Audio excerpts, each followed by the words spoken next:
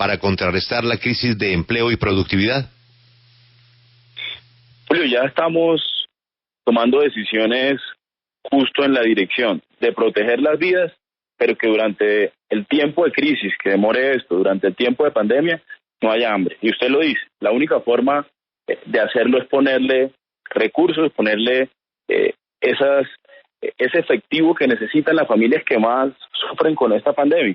Y las familias que más sufren con esta pandemia, con el bloqueo económico en el que quedamos para prevenir y para cuidarnos, es efectivamente las familias más vulnerables, las que normalmente tienen pocos recursos, y también los que están en la informalidad y que viven de alguna manera del día a día y la volatilidad. Pero ya estamos tomando decisiones en esa dirección. Yo creo que las anunciadas la semana pasada por el presidente en giros extraordinarios van justo en esa línea, ponerle recursos a las familias que más lo necesitan en esta situación. Sí, director, pues hablemos de una de esas medidas que además ha sido bandera en este momento, y es la devolución del IVA, que inicia precisamente hoy. Usted ayer con el presidente decía que pues va a ser una entrega en efectivo de 75,000 pesos cada 2 meses y a 1,000,000 de hogares que injustamente pues estaban pagando el IVA. ¿Cómo se va a hacer esta entrega y cómo fueron elegidos estos hogares a los que se les devolverá el IVA? ¿Cómo se hace? Usando lo que Colombia ya ha aprendido durante 20 años, que es usando los programas como Familias en Acción y Colombia Mayor. Siempre ha existido el debate, la devolución del IVA es algo que los economistas del mundo y en América Latina sobre todo están de acuerdo en que era una injusticia cobrárselo igual a las familias de menores ingresos y de mayores ingresos. Le voy a poner un ejemplo. Las familias que toman café, que somos casi todas, pagan 5%. Si son las familias que solo viven con una transferencia del Estado, o pagan el mismo 5% si son una familia de los mayores ingresos de Colombia. Y eso era una injusticia. Estábamos de acuerdo hace muchos años, la literatura académica y los hacedores de política, que tocaba corregirlo. Pero la pregunta era cómo. Y la solución que se ha encontrado es usando los mecanismos que ya sabemos que funcionan.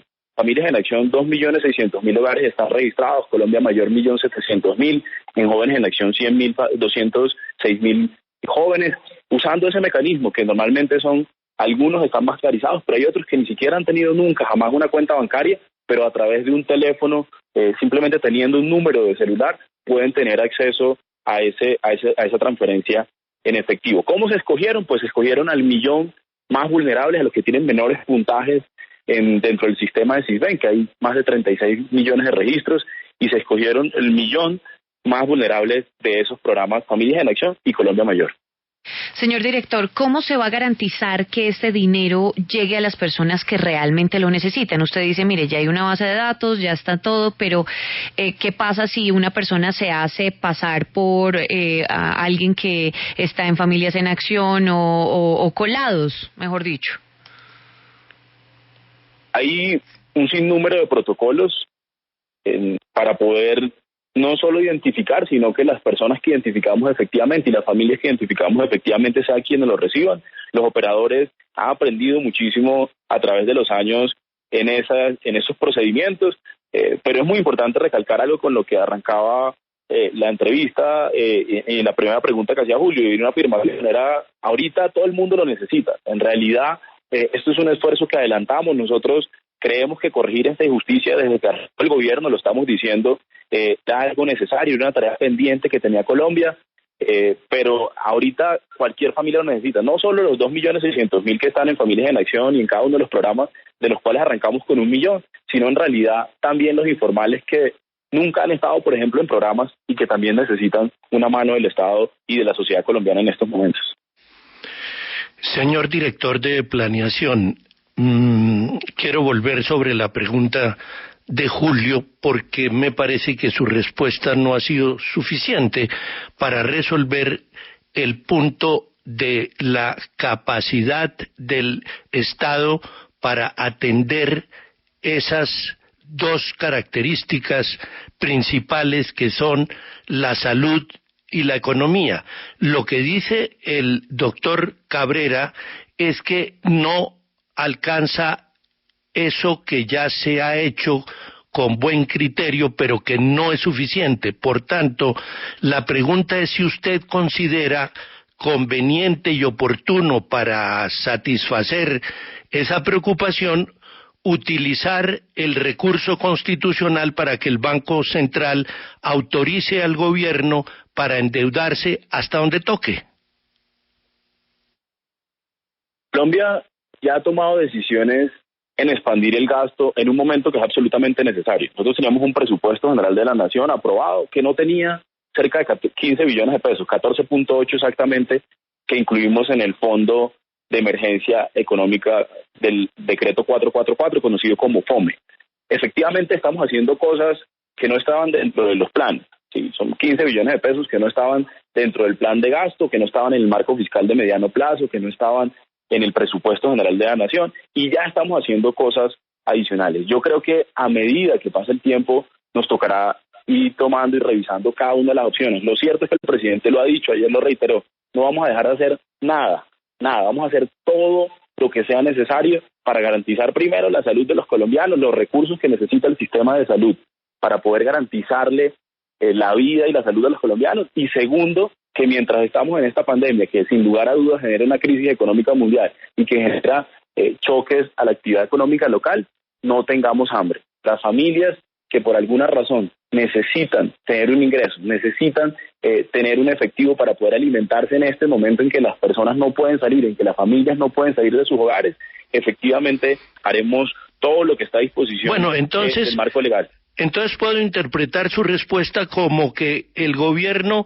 sí lo usaría en la medida en que las circunstancias obliguen a utilizar el mecanismo. En su momento, paso a paso, estaremos discutiéndolo. Yo creo que el Banco de la República mismo ha dado ya señales de apertura, ha abierto líneas de liquidez. La Superintendencia Financiera también. Hay un comité de seguimiento al sistema financiero donde están sentados el Ministerio de Hacienda, el Banco de la República y la Superintendencia Financiera, donde efectivamente está la Junta Directiva del Banco de la República, donde efectivamente discutirán cada una de las medidas y posibilidades. Yo creo que hasta el momento hay muchos otros elementos, hay muchas otras herramientas y ahora yo creo que lo más importante en realidad es poner en ejecución durante estos días de aislamiento hasta el 13 de abril las medidas que se han anunciado. Por eso hoy es tan importante que la devolución del IVA arranque. ¿Por qué? Porque era una de las medidas que la semana pasada, cuando hicimos el decreto 444, que generó una fuente de cerca de 15 billones de pesos de recursos adicionales, dijimos que era uno de los usos de esos 15 billones de pesos. Entregarle, corrigiendo una injusticia, a las familias más vulnerables 75.000 pesos cada 2 meses para que puedan tener un ingreso adicional a lo que normalmente tenían. Sí, director, esta devolución del IVA va a costar por lo menos este año $500 million de pesos, pero yo quiero hacerle 2 preguntas muy específicas, y es ¿cómo se va a garantizar que esos 75.000 pesos sí lleguen verdaderamente a la gente que lo necesita y sobre todo que puedan llegar a las regiones más alejadas, que son pues las que más necesitan esta plata? En el sistema de puntajes del CISBEN ya hay unas lecciones aprendidas y un aprendizaje bien importante de focalización. De esos 36 millones de registros que tenemos en el CISBEN, hay identificados 2.600.000 que hacen parte del programa Familias en Acción. Hay 300.000 que hacen, 1.700.000 que hacen parte de Familias en Acción, y de esos que ya están identificados como de los más vulnerables, de los que tienen más necesidades, efectivamente estamos tomando todavía la primera capa de esos más vulnerables. Estamos tomando 1 millón de cerca de los primeros 4 millones de hogares más vulnerables. Entonces, yo creo que eso es una forma efectiva. Por supuesto, en el tránsito de la medida habrá aprendizaje, y yo creo que en estas circunstancias vale la pena aprender en ese sentido. Si por alguna razón hay cosas que se deban ajustar en el proceso, sí, yo creo que es bienvenido. Ahora el reto más importante es que los colombianos más necesitados, los más vulnerables, pues sientan que no están solos, sientan que se pueden cuidar, que se pueden proteger en su hogar, que se pueden quedar en su casa y pueden tener un ingreso adicional sin necesidad de ir a exponerse en el día a día de la economía informal. Pero, director, ese